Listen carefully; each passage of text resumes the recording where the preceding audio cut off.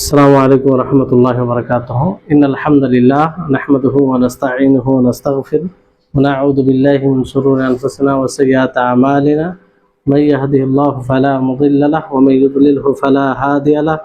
وأشهد أن لا إله إلا الله وحده لا شريك له وأشهد أن محمدا عبده ورسوله. أما بعد رب اشرح لي صدري ويسر لي أمري واحلل عقدة من لساني يفقهوا قولي رب زدني علما رب زدني علما.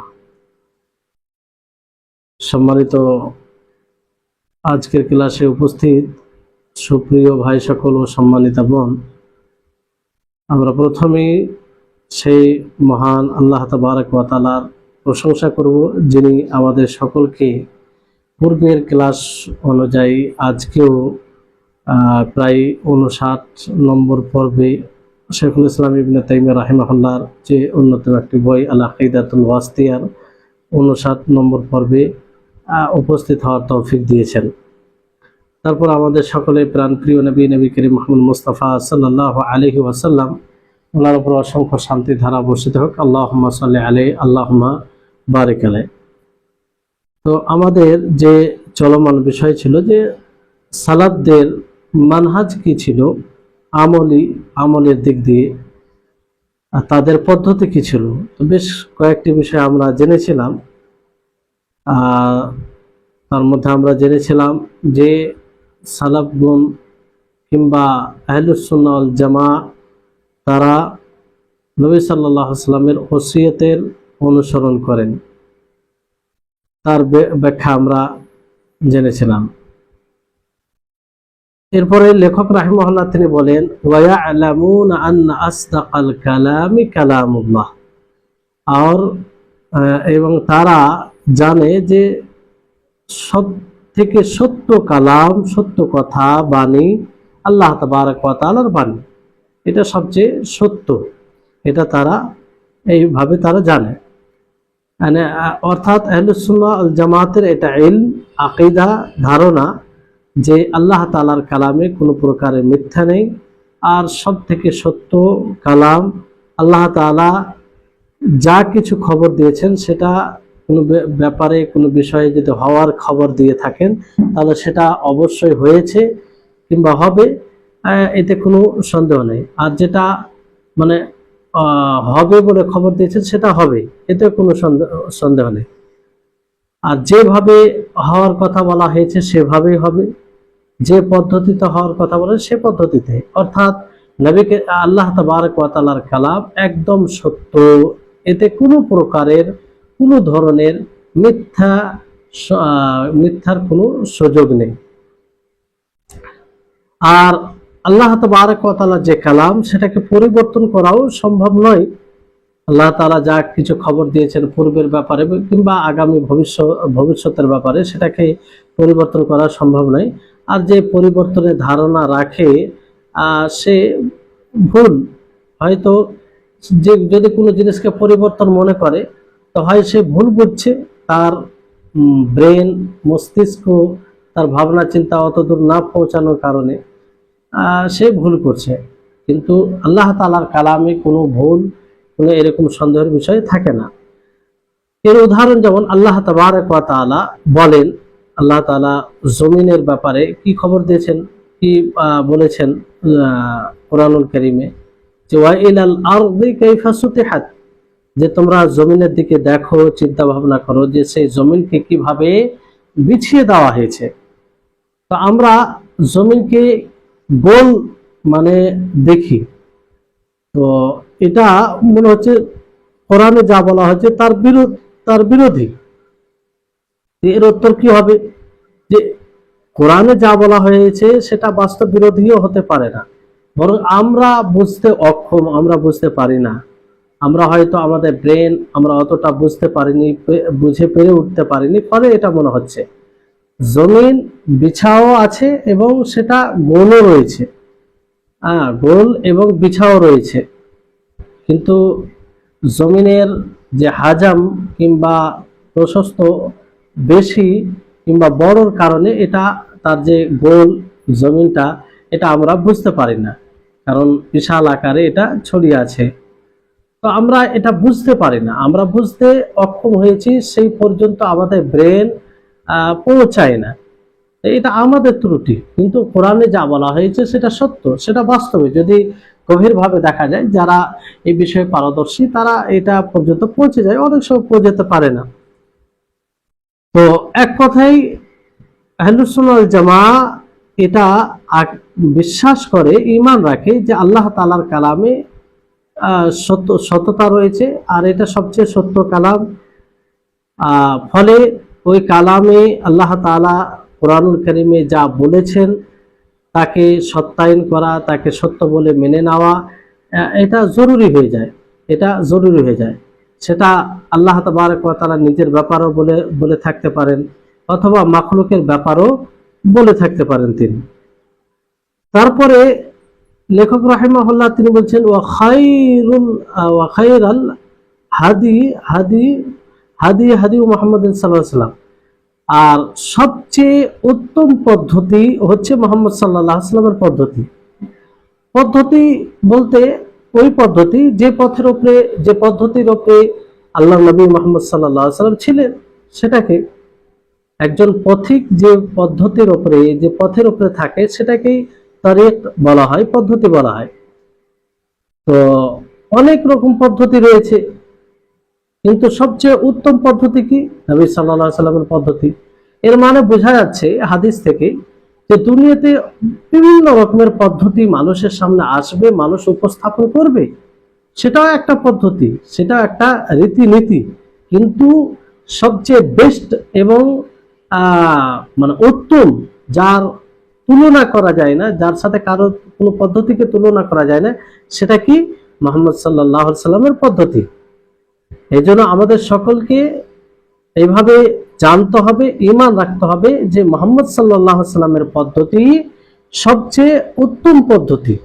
সেটা আকীদার ব্যাপারে হতে পারে, সেটা ইবাদতের ক্ষেত্রে হতে পারে, সেটা আখলাকের ক্ষেত্রে হতে পারে, সেটা মামলাত লেনদেনের ক্ষেত্রে পার্থিব বিষয়ে হতে পারে।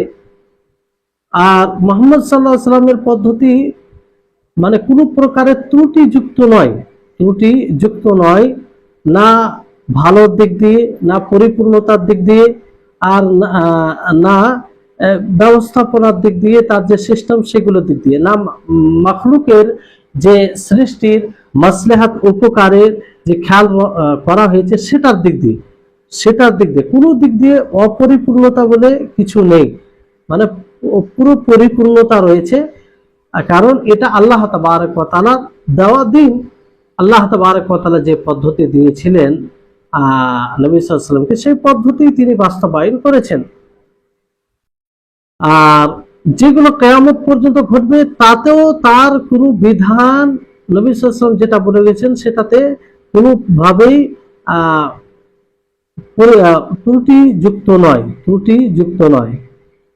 ফলে মুহাম্মদ সাল্লাল্লাহু আলাইহি ওয়াসাল্লামের পদ্ধতি, তার হেদায়েত, এটা পরিপূর্ণ। এই জন্য নবী সাল্লাল্লাহু আলাইহি ওয়াসাল্লাম তিনি বলছেন খায়রুল হাদি, মানে সবচেয়ে উত্তম পদ্ধতি। যেমন উত্তম পদ্ধতি আরো যে বিভিন্ন শরীয়ত আল্লাহ তাআলা নাজিল করেছেন এর পূর্বে আরো শরীয়ত নাজিল করেছেন আল্লাহ তাআলা, যেমন তাওরাত, ইনজিল, জবুর, সুহফে ইব্রাহিম, আরো যতগুলো এসেছে, এগুলোর থেকেও শরীয়তের যেটা পদ্ধতি, মুহাম্মদ সাল্লাল্লাহু আলাইহি ওয়াসাল্লামের যেটা পদ্ধতি, এটা সবচেয়ে বেস্ট। এই জন্য খায়রাল হাদি ও মুহাম্মাদিন সাল্লাল্লাহু আলাইহি ওয়াসাল্লাম, হেদায়েতের মধ্যে সবচেয়ে উত্তম হেদায়েত, উত্তম পদ্ধতি কার? মুহাম্মদ সাল্লাল্লাহু আলাইহি ওয়াসাল্লামের পদ্ধতি, মুহাম্মদ সাল্লাল্লাহু আলাইহি ওয়াসাল্লামের হেদায়েত। তো এটা আমাদেরকে এইভাবে আকীদা রাখতে হবে, বিশ্বাস করতে হবে। আর এই জায়গাতে আমরা কোনো জিনিস রাখতে পারি না। এটাকে ভিত্তি করে, এই আকীদার উপরে ভিত্তি করে, এই আকীদার উপরে থেকে আমরা কখনো রাসূল সাল্লাল্লাহু আলাইহি ওয়াসাল্লামের কথাকে কারো সাথে সংঘর্ষ করতে পারি না। কারণ আমাদের একদম আকীদা হবে যে রাসূল সাল্লাল্লাহু আলাইহি ওয়াসাল্লামের পদ্ধতি সবচেয়ে উত্তম পদ্ধতি। তো যদি কারো কথা নবীর কথার সাথে সাংঘর্ষিক হয়ে যায়, তো আমরা নবীর কথাকে নিব, অন্যের কথাকে আমরা ছুঁড়ে ফেলবো। কারণ স্পষ্ট যে নবী সাল্লাল্লাহু আলাইহি সাল্লাম যা বলেছেন, যা করেছেন, যেটা পদ্ধতি দিয়ে গেছেন সেটা সবচেয়ে বেস্ট। সেটা যেই হোক না কেন, যারই মত হোক না কেন, যারই কথা হোক না কেন, পৃথিবীর যতই বড় মনীষী বলে হোক না কেন, যদি সেটা নবীর কথার বিরুদ্ধে যায়, নবী সাল্লাল্লাহু আলাইহি সাল্লামের তারিকার বিরুদ্ধে যায়, তাহলে সেটা আমরা গ্রহণ করতে পারি না, সেটাকে আমরা উত্তম বলতে পারি না। এমনকি মুহাম্মদ সাল্লাল্লাহু আলাইহি সাল্লাম উম্মতের মধ্যে যাকে সবচেয়ে বেশি ভালোবাসতেন এবং উম্মতে মুহাম্মাদিয়াতে যে সবচেয়ে বেশি শ্রেষ্ঠ, সেও যদি এমন কথা বলে যেটা কথা নবীর পদ্ধতির বিরুদ্ধে যায়, তাহলে সে কথাকে ছুঁড়ে ফেলতে হবে। যেমন আবু বকর উম্মতের মধ্যে সবচেয়ে উত্তম, তিনিও যদি এমন কথা বলেন যেটা নবীর কথার বিরুদ্ধে যায়, তাহলে আমরা কার কথাকে নিব? নবী সাল্লাল্লাহু আলাইহি সাল্লাম। এটা স্পষ্ট একটা নীতি, স্পষ্ট একটা মানহাজ। এটা সকল মুসলিমের হওয়া চাই, সকল মুসলিমের হওয়া চাই যে নবী সাল্লাল্লাহু আলাইহি সাল্লামের কথার উপরে অন্য কারো কথাকে প্রাধান্য না দেওয়া, নবী সাল্লাল্লাহু আলাইহি সাল্লামের কথাকে নেওয়া, নবী সাল্লাল্লাহু আলাইহি সাল্লামের কথা। এতে যদি কোনো ইমাম বলে, কোনো বড় মনীষী বলে, বড় প্রভাবশালী মানুষ বলে, যে কোনো ব্যক্তি, জ্ঞানী ব্যক্তি বলুক, যদি তার কথা নবীর কথার বিরুদ্ধে যায়, তাহলে সেই কথা আমরা গ্রহণ করতে পারি না। জি, এরকম সকলে দেখবেন বর্তমান সময়ে এই নীতি না থাকার কারণে মানুষ পথভ্রষ্ট হয়। আজকে দেখুন যতগুলো মাযহাবী, মানে মাযহাবকে ফলো করে, মাযহাব বলতে কি, যে মাসলাক, কেউ হানাফি, নিজেকে হানাফি বলে, কেউ নিজেকে শাফি বলে, কেউ নিজেকে হাম্বলি বলে, কেউ নিজেকে মালিকি বলে। তো বলাতে কোনো অপরাধ নয়, বলতে পারে, যেহেতু পূর্বে ওলামাগণ বলে আসছেন। কিন্তু বড় সমস্যা সেখানে, যেখানে মানে একদম অন্ধত্ব দেখায় যে ইমাম মালিক রাহিমাহুল্লাহ, মালিকিরা যদি এটা মনে করে ইমাম মালিক রাহিমাহুল্লাহ তিনি যা বলেছেন সবই সত্য, আর যদিও ওনার কথা রাসূল বিরোধী মনে হয়, তারপরও সেটাকে গ্রহণ করা, এটা হচ্ছে। অনুরূপভাবে হানাফিরা যদি তাই করে যে আবু হানিফা যা বলে গেছেন, আবু হানিফা রাহিমাহুল্লাহ যা বলে গেছেন সেটাই সত্য, তার বিরুদ্ধে যদি নবীর কথা পাওয়া যায়, তো নবীর কথাকে উপেক্ষা করা হয় আর ইমামদের কথাকে নিয়ে নেয়, তাহলে এটা কিন্তু সঠিক মানহাজ হবে না, আর এটা পথভ্রষ্ট, গুমরাহির দিকে নিয়ে যাবে। জি, তো এই হচ্ছে বিষয়। তো আহলুস সুন্নাহ ওয়াল জামাআহ এই আকীদা, এই আকীদার উপরে ভিত্তি করে, এটা কিসের ভিত্তিতে এই আকীদা তারা গ্রহণ করেছেন আহলুস সুন্নাহ ওয়াল জামাআহ, যে আমরা সদা সর্বদা সর্বত্রে সব সময় রাসূলের কথাকে প্রাধান্য দেব, রাসূলের কথাকে নিব। যদি রাসূলের বিরুদ্ধে কারো কথা আসে, তাহলে সেই কথাকে আমরা ছুঁড়ে ফেলবো এবং রাসূলের কথাকে গ্রহণ করব। কারণ রাসূল সাল্লাল্লাহু আলাইহি ওয়াসাল্লামের কথা, রাসূল সাল্লাল্লাহু আলাইহি ওয়াসাল্লামের পদ্ধতি এটাই সবচেয়ে বেস্ট। এই আকীদা কোথা থেকে নিয়েছেন? কিতাবুল্লাহ ও সুন্নাত রাসূল থেকে। কারণ আল্লাহ তাআলা কি বলেন, যে ওমান আসতাকু মিনাল্লাহি হাদিসা, যে আল্লাহ তাআলা থেকে সত্যবাদী কে হতে পারে? নবী সাল্লাল্লাহু আলাইহি ওয়াসাল্লাম তিনি মিম্বারের উপরে খুতবা দিতে গিয়ে কি বলেন? খায়রুল হাদিসি কিতাবুল্লাহ ওয়া খায়রুল হাদি হাদি মুহাম্মদ সাল্লাল্লাহু আলাইহি ওয়াসাল্লাম, যে সবচেয়ে উত্তম কথা আল্লাহ তাআলার কিতাব, সবচেয়ে উত্তম পদ্ধতি মুহাম্মদ সাল্লাল্লাহু আলাইহি ওয়াসাল্লামের হেদায়েত, মুহাম্মদ সাল্লাল্লাহু আলাইহি ওয়াসাল্লামের হেদায়েত। এটাই হচ্ছে দলিল। এই জন্য যদি কেউ, আপনি এরকম লোককে পান যারা হেদায়েতের ব্যাপারে ইখতিলাফ করে, দ্বিমত করে, তো হয় আল্লাহর রাসূলের শরীয়তকে বুঝতে সে অক্ষম, বুঝতে পারেনি, না হয় বাড়াবাড়ি, দুটোর মধ্যে একটা কারণ হবে, হয়তো বুঝতে পারেনি, না হয় বাড়াবাড়ি করছে, ফলে রাসূল সাল্লাল্লাহু আলাইহি ওয়াসাল্লামের হেদায়েতে পদ্ধতিতে ইখতিলাফ করে।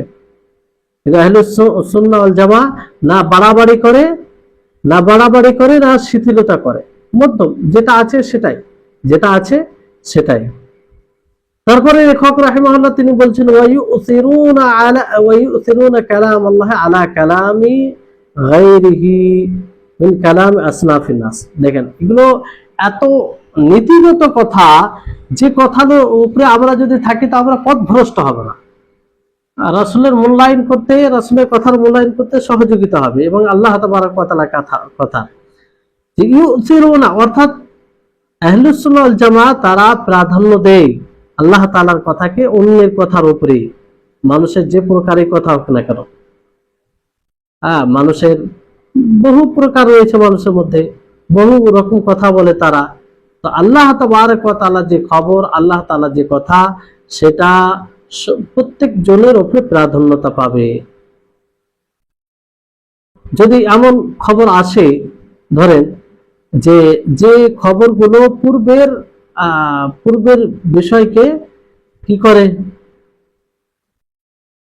যেটা চলে গেছে, এমন খবর আছে যে এমন খবর আমাদের নিকটে আছে যেটা পূর্বের উম্মতের ব্যাপারে, যেটা আর কোরআন তাকে যদি মিথ্যা প্রতিপন্ন করে, মানে পূর্ব হয়েছে, পূর্বের উম্মতে ঘটেছে, আর কোরআন যদি তাকে মিথ্যা প্রতিপন্ন করে, মিথ্যা বলে, তাহলে আমরা সেটা মিথ্যা বলে মানব।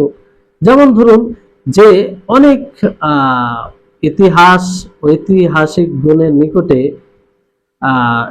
যারা ইতিহাসবিদ তাদের নিকটে এটা মশহুর প্রসিদ্ধ রয়েছে যে ইদ্রিস আলাইহিস সালাম নূহ আলাইহিস সালামের পূর্বে, অথচ কোরআন এটাকে মিথ্যা বলেছে।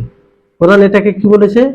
মিথ্যা বলেছে, যে এটা সঠিক নয়, এটা সঠিক নয়।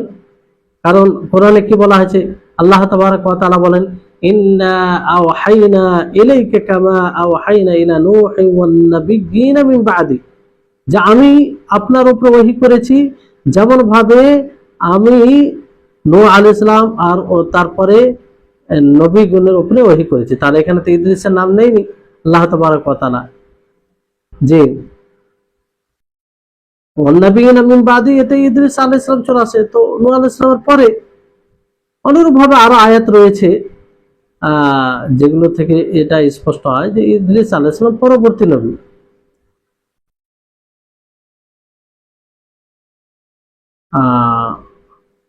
তারপরে লেখক রাহিমাহুল্লাহ তিনি কি বলেন, যে ওয়ায়ুকাদ্দিমুনা হাদিয়া মুহাম্মাদিন সাল্লাল্লাহু আলাইহি আলা হাদি কুল্লি আহাদিন, যে আহলুস সুন্নাহ ওয়াল জামাআহ তারা নবী সাল্লাল্লাহু আলাইহি সাল্লাম মুহাম্মদ সাল্লাল্লাহু আলাইহি সাল্লামের পদ্ধতিকে সমস্ত পদ্ধতির উপরে প্রাধান্য দেয়, সমস্ত পদ্ধতির উপরে প্রাধান্য দেয়, সেটাকে আগে রাখে। অর্থাৎ নবী সাল্লাল্লাহু আলাইহি সাল্লামের তরিকা পদ্ধতি, যেটার উপরে নবী সাল্লাল্লাহু আলাইহি সাল্লাম ছিলেন, সেটা আকীদার বিষয় হতে পারে, ইবাদতের বিষয় হতে পারে, আখলাক ব্যবহারের বিষয় হতে পারে, পার্থিব বিষয় হতে পারে, সমস্ত বিষয় হতে পারে। কারণ আল্লাহ তাবারক ওয়া তাআলা কি বলেন, ওয়া আন্না হাযা সিরাতি মুস্তাকিমান ফাত্তাবিউহু ওয়া লা তাত্তাবিউস সুবুলা ফাতাফাররাকা বিকুম আন সাবিলিহি, যে এটাই আমার সরল পথ, তোমরা এই সরল পথের অনুসরণ করো, অনুগত্য করো, আর তোমরা এমন পথের অনুসরণ করো না যে তোমাদেরকে তার পথ থেকে বিচ্ছিন্ন করে দেবে। এখানে একটাই পথ বলা হয়েছে, সরল পথ, নবী সাল্লাল্লাহু আলাইহি সাল্লামের, ওটাই সঠিক পথ। আর এই পথ ছাড়া কোনো পথই সঠিক নয়। তারপরে লেখক রাহিমাহুল্লাহ কি বললেন, ওয়ালিহাদা, এই জন্য, এটা কারণ উল্লেখ করার জন্য যে তারা আহলুস সুন্নাহ ওয়াল জামাআহ আল্লাহ তাআলার কালামকে প্রাধান্য দেয়, আর নবী সাল্লাল্লাহু আলাইহি সাল্লামের হেদায়েতকে তারা আগে করে, সমস্ত হেদায়েতের উপরে, সমস্ত পদ্ধতির উপরে নবী সাল্লাল্লাহু আলাইহি সাল্লামের পদ্ধতিকে আগে করে তারা। এজন্য তাদেরকে কি নাম দেওয়া হয়েছে? সাম্মু আহলাল কিতাব ওয়াস সুন্নাহ, তাদেরকে আহলে কিতাব ওয়াস সুন্নাহ বলা হয়, কারণ তারা সেই কিতাবকে, সুন্নাহকে সত্যায়ন করেছে এবং সেই কিতাব ও সুন্নাহকে তারা ধরে রেখেছে, জি, আর সেটাকে প্রাধান্য দিয়েছে অন্য জিনিসের উপরে, কিতাব ও সুন্নাহকে। আর যারা এই কিতাব ও সুন্নাতের বিরোধিতা করেছে আর দাবি করেছে যে সে আহলু সুন্নাহ ওয়াল জামাতের মধ্যে কিংবা আহলুল কিতাব ওয়াস সুন্নাহর মধ্যে, তারা মিথ্যুক, কারণ যে যার সাথে হয়, যে যার পক্ষ থাকে, সেটাকে সে ধরে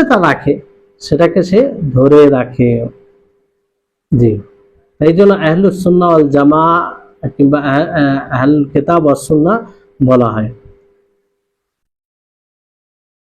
কারণ কেন? যে তারা কিতাব ও সুন্নাতের সত্যায়ন করে, কিতাব ও সুন্নাতকে ধরে রাখে, আঁকড়ে ধরে রাখে, আর সেই দুটি বিষয়কেই তারা প্রাধান্য দেয় অন্যের উপরে। জি। তারপরে লেখক রাহিমাহুল্লাহ কি বলছেন? ওয়াসাম্মু আহলাল জামাআতি লিআন্নাল জামাআতা হিয়াল ইজতিমাউ ওয়া যিদ্দুহা আল ফুরকা। যে আহলুল জামাও নাম রাখা হয়েছে, আর জামাত একত্রিত করা, একত্রিত হওয়া, আর তার বিপরীত কি? আলাদা হওয়া, তার বিপরীত আলাদা হওয়া। তো জামাত এমন একটি মাসদার যে যার অর্থ হচ্ছে এক হওয়া, তার মধ্যে কি অর্থ? কি এক হওয়া। তো আহলুল জামা, আহলুল ইজতিমা কেন বলা হয়? আহলুল জামা, আহলুল ইজতিমা এই জন্য বলা হয় কারণ তারা সুন্নাতের উপরে এক জমা হয়ে থাকে, দৃঢ় থাকে। তারা এক অপরকে গুমরাহ করে না, পথভ্রষ্ট করে না, তারা এক অপরকে বিদাতি বলে না, যেমন বিদাতিরা করে। জি। এই জন্য তাদেরকে আহলুস সুন্নাহ ওয়াল জামাআহ বলা হয়। আহলুল জামা ওয়া আহলুল ইজতিমা বলা হয়, মানে আহলুল জামা ওয়া আহলুল ইজতিমা বলা হয়। এবার লেখক রাহিমাহুল্লাহ তিনি বলেন, ওয়াইন কানা লাফজুল জামাআত ক্বাদ সারা ইসমুন লিনাফসিল কওমিল মুজতামিঈন। যদিও জামাতের শব্দ এটা এক হয়ে যাওয়া কওমের একটা নাম, মানে একত্রিত যে কওম, যে জাতি, যে সম্প্রদায় এক হয়ে থাকে তাকে বলা হয়, তাকে জামা বলা হয়। তাকে কি বলা হয়? জামা বলা হয়। আহলুস সুন্নাহ ওয়াল জামা এটা দিয়ে আখ্যায়িত করা হয়। আর এখানে আহলুল জামা বলা হয়েছে, জামা বলা হয়নি। আহলুল জামা বলা হয়েছে কারণ জামা, আল জামা এটা আসলে কি? এক হওয়া, মানে একত্রিত হওয়া। আহলুল জামা মানে আহলুল ইজতিমা, যারা একত্রিত হয়, যারা একত্রিত হয় তাদেরকে বলা হয়। জি। তারপরে খুব গুরুত্বপূর্ণ কথা লেখক রাহিমাহুল্লাহ তিনি বলছেন যে ওয়াল ইজমাউ ওয়াল আসলু সালিসু আল্লাযী ইয়াতামিদু আলাইহি ফিল ইলম ওয়াদ দ্বীন। যে তৃতীয় যেটা মূল, সেটা হচ্ছে ইজমা, যার উপরে আস্থা রাখে কি? দিন, জ্ঞানে এবং দিনে। মানে ইজমা এটা একটা ইসলামের মূল বিষয়, ইসলামের মূল বিষয়। তো প্রথম কি, মানে তিনটি ইসলামের মূল বিষয় রয়েছে। একটি হচ্ছে কিতাব, আর একটি হচ্ছে সুন্নাহ, আর একটি হচ্ছে কি? ইজমা। এই তিনটি বিষয়। এই জন্য কি বলা হয়? নাম দেওয়া হয়েছে আহলুল কিতাব ওয়াস সুন্নাহ ওয়াল জামাআহ, মানে ইজমা, জামা একত্রিত হয়ে ইজমা হয়।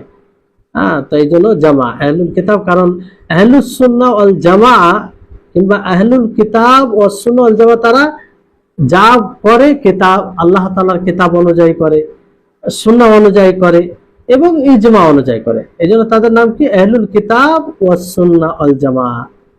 তো এই তিনটি হচ্ছে উৎস যার উপরে জ্ঞান ও দ্বীন নির্ভর করে। একটি হচ্ছে কিতাব, দ্বিতীয় হচ্ছে সুন্নাহ, তৃতীয় হচ্ছে ইজমা। কিতাব ও সুন্নাহ এটা হচ্ছে মূল, আর ইজমা হচ্ছে সেখান থেকে, কোরআন হাদিস থেকে বের হয়ে ইজমা। আর কারণ ইজমা কিতাব ও সুন্নাহ ছাড়া হয় না, ইজমা কিতাব ও সুন্নাহ ছাড়া হয় না। এই জন্য মূল কি? কিতাব ও সুন্নাহ, কোরআন ও হাদিস, তারপরে ইজমা তৃতীয় নম্বরে আসবে।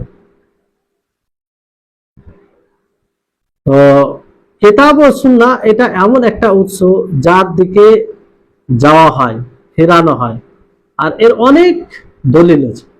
কিতাব ও সুন্নাতের দিকে ফিরে যাওয়া হবে, সেটা হচ্ছে মারজা। সেটাকে দেখতে হবে, যে কোনো বিষয়ে দেখতে হবে যে কোরআনে কি বলা হয়েছে, হাদিসে কোরআনে এবং হাদিসে কি বলা হয়েছে।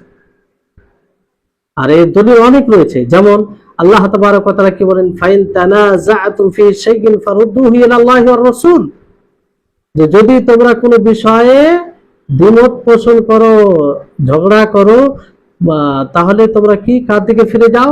আল্লাহ এবং তার রাসূলের দিকে ফিরে যাও, আল্লাহ এবং তার রাসূলের দিকে ফিরে যাও। জি, অনুরূপ ভাবে আল্লাহ তাআলা কি বলেন, ওয়া আতিউল্লাহ ওয়া আতিউর রাসূল, যে তোমরা আল্লাহ এবং রাসূলের অনুসরণ অনুগত্য করো। এখান থেকে বোঝা যায় যে আল্লাহর অনুসরণ করো, আল্লাহর ইতাআত করো, মানে কিতাবুল্লাহকে দেখতে হবে, কোরআনুল কারীমকে। ওয়া আতিউর রাসূল, রাসূলের অনুসরণ করো, ইতাআত করো, মানে সুন্নাতে রাসূলকে দেখতে হবে, সুন্নাহ হাদিসকে। তো আর ফারুদ্দুহু ইলাল্লাহি ওয়া রাসূল, যে আল্লাহ এবং তার রাসূলের দিকে ফিরে যাও। তো আল্লাহর দিকে ফিরে যাও মানে কি? কিতাবুল্লাহ, কোরআনুল কারীমের দিকে। আর রাসূলের দিকে বলতে সুন্নাতে রাসূলের দিকে, হাদিসের দিকে। তো এগুলো সব দলিল। তারপর আরো দলিল আছে, ওমা আতাকুম রাসূলু ফাখুযু ওয়া মা নাহাকু আনহু ফান্তাহু, যে রাসূল তোমাদেরকে যা দেবে সেটা নিয়ে নাও, আর যা থেকে নিষেধ করবে তা থেকে বিরত থাকো। এখানে সুন্নাহর ব্যাপারে বলা হয়েছে যে সুন্নাহর দিকে ফিরে যেতে হবে। মাইয়ুতি রাসূল ফাকাদ আতা আল্লাহ, যে আল্লাহর রাসূল আল্লাহর রাসূলের অনুসরণ করলো, অনুগত করলো, মূলত সে কার অনুগত করলো? অনুসরণ করলো আল্লাহ তাআলা। তাহলে এই সব দলিল থেকে এটা স্পষ্ট হয় যে কিতাব ও সুন্নাত তার দিকেই ফিরে যেতে হবে, সেটাই হচ্ছে মারজা। আর এর বহু দলিল আছে, যার মধ্যে কয়েকটি দলিল আপনাদেরকে বলা হলো। এবার যদি কেউ এই সুন্নাতের, হাদিসের অস্বীকার করে দলিলে, তাহলে সে কিন্তু আসলে কোরআনকে অস্বীকার করবে। এই জন্য যারা নিজেকে আহলুল কোরআন বলে, আহলুল কোরআন দাবি করে সুন্নাতের অস্বীকার করে, হাদিসের অস্বীকার করে, হাদিসের অপব্যাখ্যা করে, তো তারা যদি এটা জেনে বুঝে করে, তো তারা কি হবে? কাফির।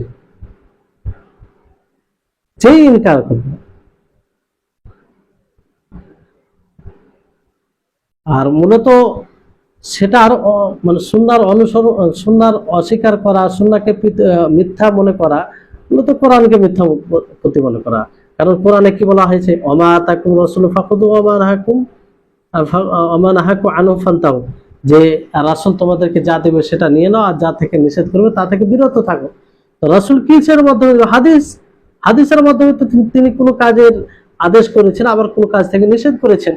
তাহলে রাসূলের হাদিসকে গ্রহণযোগ্য মনে না করা, তো মূলত আল্লাহ তাআলার কথাকে অস্বীকার করে দেওয়া। কারণ আল্লাহ তাআলাই তো হুকুম দিয়েছেন যে তার কথাকে নিয়ে নাও, যা বলবে সেটা নিয়ে নাও, আর যা থেকে নিষেধ করবে তা থেকে বিরত থাকো। তো যে হাদিসের অস্বীকার করবে সে মুরতাদ হয়ে যাবে। আর সে কোরআনকে মূলত সে মিথ্যা প্রতিপন্ন মনে করবে, কোরআনকে মিথ্যা মনে করবে। জি, তো কোরআন এমন একটা জায়গায় রয়েছে যে তার দিকে ফিরে আসতে হবে। কোরআন ও হাদিস এই দুটো এক অপরের জন্য জরুরি, আর দুটোই আল্লাহ তাআলার পক্ষ থেকে।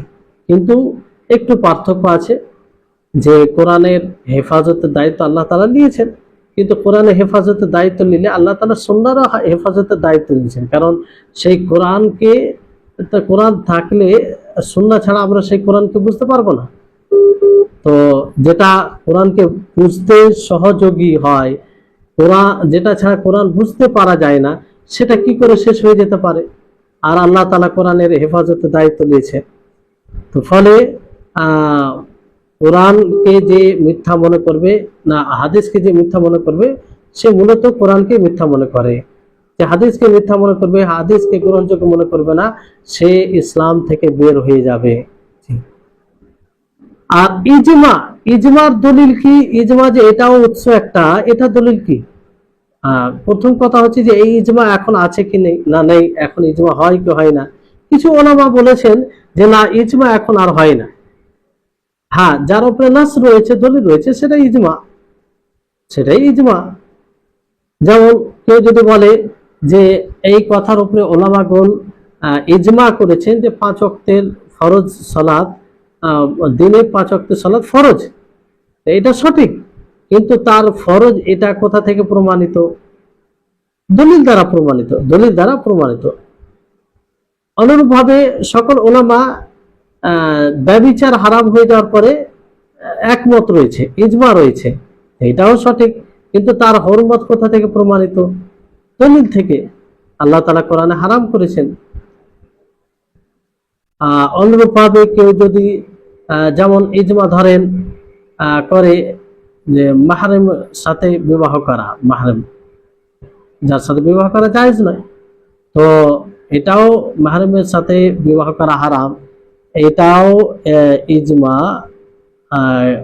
ইজমা করেছে, কিন্তু এটা সঠিক। কিন্তু এই হারাম যেটা, সেটা কোথা থেকে প্রমাণিত? দলিল দ্বারা প্রমাণিত, সেটা দলিল দ্বারা প্রমাণিত। এজন্য ইমাম আহমদ রাহিমাহুল্লাহ তিনি বলেন, যে ব্যক্তি ইজমা দাবি করবে সে মিথ্যুক, সে মিথ্যুক, তিনি বলেছেন। কিন্তু প্রসিদ্ধ বিষয় হচ্ছে এটা যে অনেক ওলামাদের নিকটে ইজমা এখনো রয়েছে, আর তার দলিল কোরআন ও হাদিস থেকে রয়েছে, কোরআন ও হাদিস থেকে দলিল প্রমাণিত রয়েছে। যেমন ফাইন তানাযাআতু ফি শাইইন ফারুদ্দুহু ইলাল্লাহি ওয়া রাসূল, তোমরা যে বিষয়ে দ্বিমত করবে সে বিষয়ে কোথায় ফিরে যাবে? আল্লাহ এবং তার রাসূলের দিকে ফিরে যাবে।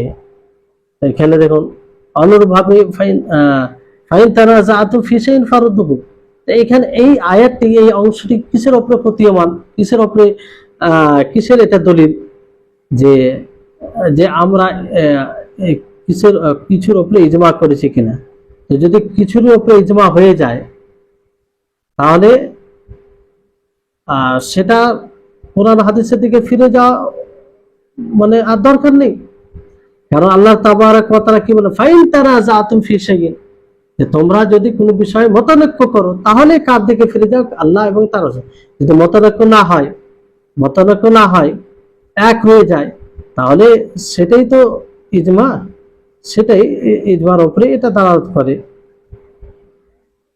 জি, তো ইজমার জন্য এই দলিলটাই যথেষ্ট। ফাইন তানাযাআতুম ফি শাইইন ফারুদ্দুহু ইলাল্লাহি ওয়া রাসূল।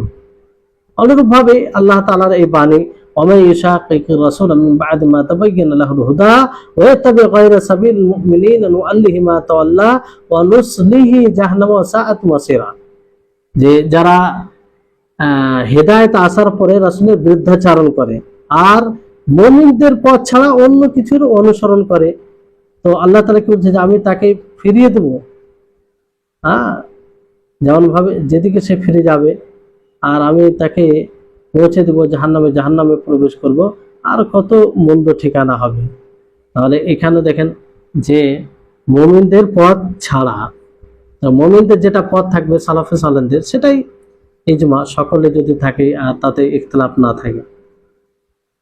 আরো দলিল রয়েছে হাদিস থেকে, যেমন আল্লাহ নবী কি বলে, লা তাজতামিউ উম্মতি আলা দালালা, যে আমার উম্মত কোনো পথভ্রষ্টের উপরে সকলেই একত্রিত হবে না, সকলেই একত্রিত হবে না কোনো জালালাত গুমরাহির উপরে। তাহলে এটা একটা ইজমা দলিল। কিন্তু এই হাদিসকে অনেকেই হাসান বলেছেন, আবার অনেকেই দুর্বল বলেছেন, অনেকে ফের আবার সানাদকে জয়ীফ বলেছেন। কিন্তু তার মাতনের পক্ষে আরো অন্য রিওয়ায়াত আছে কিংবা কোরআন আয়াত আছে, ফলে এটাকে সঠিক মনে করা হয়। তো উম্মতে মানে বেশিরভাগ উম্মত, সিংহভাগ উম্মত, তাদের ইজমা একটি স্বতন্ত্র দলিল, যেমন কোরআন ও হাদিস একটা দলিল, কোরআন বা হাদিস দলিল, অনুরূপভাবে ইজমাও দলিল। হ্যাঁ, যদি কোনো মাসলা এমন পাওয়া যায় যার উপরে ইজমা রয়েছে, কেউ ইখতিলাফ করেন, তাহলে সেটাকে আমরা ইজমা বলে সাব্যস্ত করব। সেটাকে কি বলে সাব্যস্ত করব? ইজমা বলে সাব্যস্ত করব।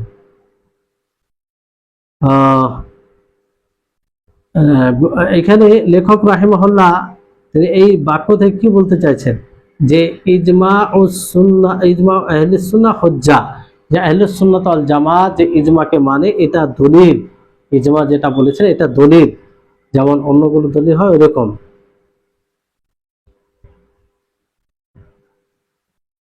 তাহলে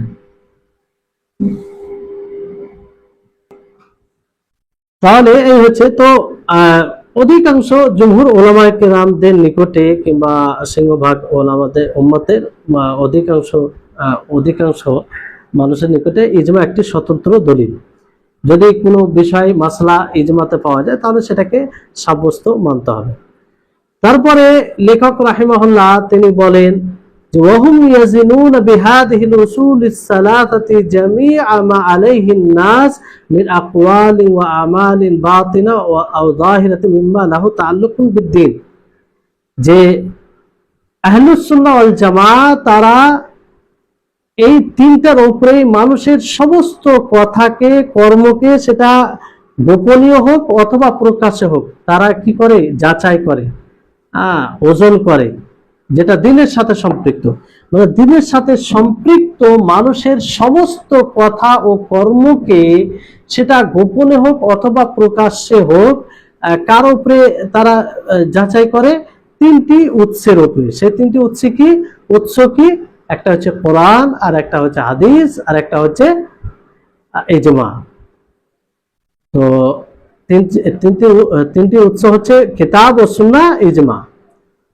এর অর্থ কি? এর অর্থ ব্যাখ্যা হচ্ছে এটাই যে আহলুস সুন্নাহ ওয়াল জামাত তারা এই তিনটি বিষয়ের উপরে মানুষের সমস্ত কিছু যাচাই বাছাই করে।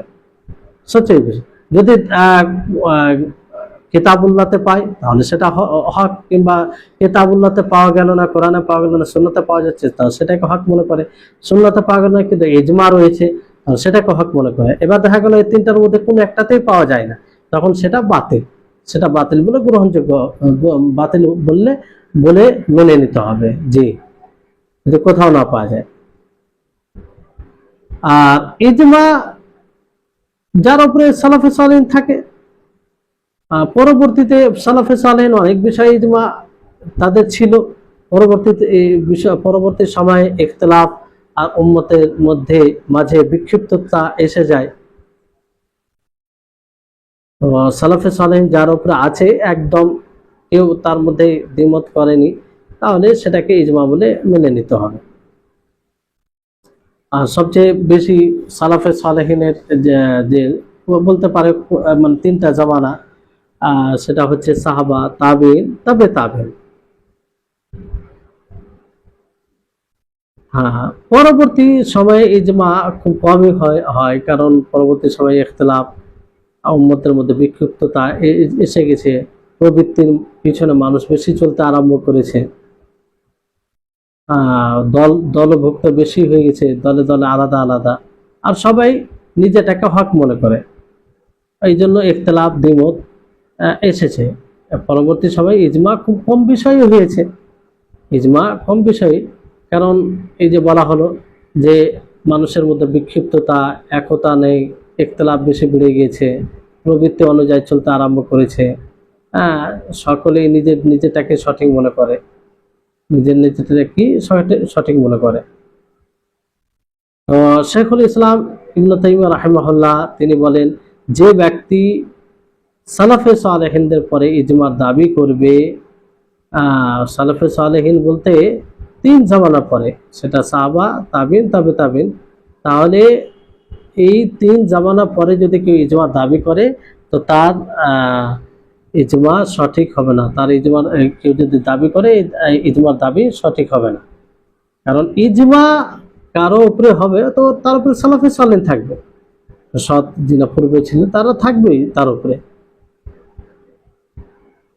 জি, তারপরে এখান থেকে আরেকটি বিষয় শুরু হচ্ছে, সেটা হচ্ছে যে আহলুস সুন্নাহ ওয়াল জামাতের পদ্ধতি, মানহাজ আমর বিল মারুফ ওয়ান নাহি আনিল মুনকার।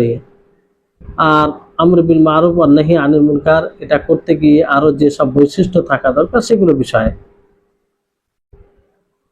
এখানে লেখক রাহিমাহুল্লাহ তিনি কি বলছেন, সুম্মা হুম মাআ হাদিহিল উসুল ইয়া'মুরুনা বিল মারুফ ওয়া ইয়ানহাউনা আনিল মুনকার। মানে তারা তাদের উসুল নীতির মধ্যে এটা একটা নীতি যে তারা সৎ কাজের আদেশ দেয় এবং অসৎ কাজ থেকে মানুষকে নিষেধ করে, সতর্ক করে, অসৎ কাজ থেকে মানুষকে নিষেধ করে, সতর্ক করে। তো আহলুস সুন্নাহ ওয়াল জামা এটা তাদের নীতি রয়েছে। যেমন ধরেন যে পূর্বে বলা হয়েছে আহলুস সুন্নাহ ওয়াল জামা কি করে, রাসূল সাল্লাল্লাহু আলাইহি সাল্লামের যা কিছু ছেড়ে গেছেন তার অনুসরণ করে, খোলাফায়ে রাশিদিনদের অনুসরণ করে, এবং আল্লাহর কালামকে, তার রাসূলের কালামকে প্রাধান্য দেয়, আর মুসলিমদের ইজমারও অনুসরণ করে। তো এই উসুলের সাথে এইগুলো কথার সাথে, এই সব নীতিগত কথার সাথে তারা কি করে, মানুষকে সৎ কাজের আদেশ করে এবং অসৎ কাজ থেকে নিষেধ করে। মারুফ বলতে প্রত্যেকটা ওই হুকুম যেটা শরীয়ত হুকুম দিয়েছে। জি, যেটা শরীয়তে মারুফ বলতে কি, প্রত্যেকটা ওই হুকুম যেটা শরীয়তে হুকুম দিয়েছে, যেটা শরীয়ত বিধান হুকুম দিয়েছে, করতে বলেছে, তো সেটারই তারা আদেশ দেয় মানুষকে। আহলুস সুন্নাহ ওয়াল জামা সেটারই মানুষকে আদেশ দেয়। আর মুনকার হচ্ছে যে প্রত্যেকটা ওই বিষয় যা থেকে শরীয়ত নিষেধ করেছে, আর এই নিষেধাজ্ঞা থেকে আহলুস সুন্নাহ ওয়াল জামা মানুষকে বিরত রাখে, মানুষকে সতর্ক করে।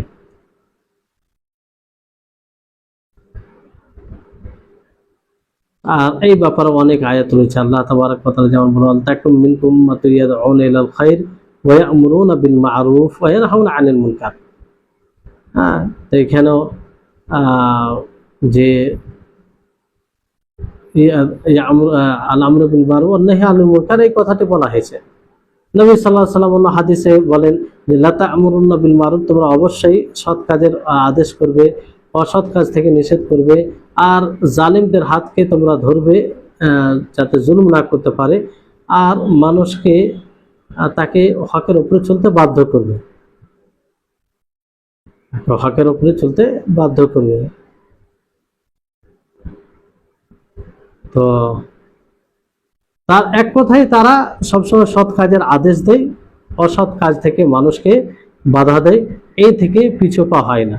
তো সেটাই পদ্ধতি আমাদের হওয়া উচিত, যেটা আহলুস সুন্নাহ ওয়াল জামাতের পদ্ধতি। আর আমর বিল মারুফ ওয়ান নাহয়ু আনিল মুনকার, এটা যেহেতু ইসলামের একটা গুরুত্বপূর্ণ বিধান, ফলে এই বিধানকে সেই অনুযায়ী পালন করতে হবে যে অনুযায়ী এটা ফলপ্রসূ হবে। এজন্য কিছু শর্ত আছে, তার কিছু দাবি আছে, সেগুলো ব্যাপারে জানতে হবে, এবং সেই দাবি অনুযায়ী আমরা সেই তাদের মানে দাবি অনুযায়ী যদি করা যায়, তাহলে এই কাজের বেশি ফল হবে, এই কাজের বেশি ফল হবে। তো ইনশাআল্লাহ এই আমর বিল মারুফ ওয়ান নাহয়ু আনিল মুনকার এর কিছু শর্ত আছে, যেগুলো নিয়ে পরবর্তী ক্লাসে আলোচনা হবে, যেটা খুবই গুরুত্বপূর্ণ। ইনশাআল্লাহ অনেক উপকৃত হবেন এর দ্বারা। আজকে এখান থেকে শেষ করছি। আল্লাহ তাআলা যেন আমাদের সকলকে বোঝার তৌফিক দান করেন এবং সকলের জ্ঞানে বৃদ্ধি দান করেন। আমরা যেন আমাদের জন্য ইলম অর্জন করাটা যেন সহজ হয়ে যায়, এটা যেন আমাদের চক্ষু শীতল হয় এবং হৃদয়ের প্রশান্তির কারণ হয়। আল্লাহ তাআলা আমাদের সকলকে সার্বিকভাবে তৌফিক দান করুন। ওয়া আখির দাওয়ানা আনিল হামদুলিল্লাহি রাব্বিল আলামিন। আসসালামু আলাইকুম ওয়া রাহমাতুল্লাহি ওয়া বারাকাতুহু। জি।